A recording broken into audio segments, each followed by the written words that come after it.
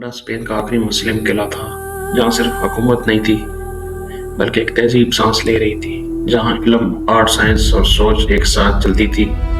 लेकिन अब वो सांस धीमी हो रही थी। एक रात जब पूरी सल्तनत खत्म हो गई, सिर्फ एक तलवार से नहीं बल्कि वक्त के बोझ से, अंदलस की जमीन पर उस रात सिर्फ अंधेरा नहीं था बल्कि एक ऐसा खामोश सवाल उतर रहा था जो सदियों की रोशनी को धीरे धीरे निगल रहा था।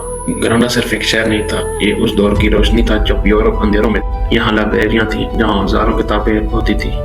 यहाँ डॉक्टर, फिलोसोफर, पोएट एक ही शहर में जिंदा रहते थे। बाहर से दुश्मन से दरवाजों तक नहीं बल्कि हर एक दिन थोड़ा थोड़ा करीब हो रहा था। और अंदर लोग सिर्फ लड़ नहीं रहे थे बल्कि थक भी रहे थे।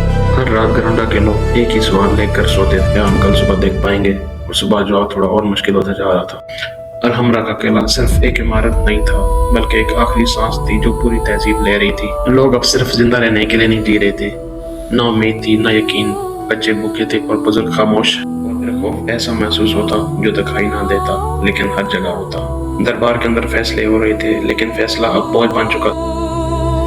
हुक्मरान समझ चुके थे कि जंग अब सिर्फ वक्त जाया कर रही है। ग्रानडा अब धीरे धीरे टूट रहा था, जैसे कोई पुरानी कहानी जो खत्म होने वाली हो।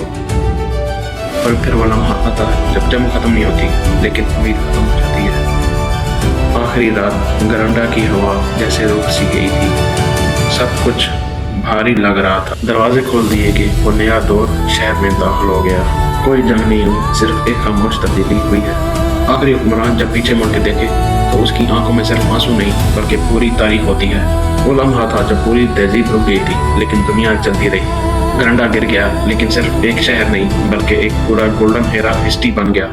कभी कभी तारीख सिर्फ जंग से नहीं गिरती, कभी कभी वो सिर्फ वक्त के बोझ से टूट जाती है। मैं हूं मोहसिन और आप देख रहे हैं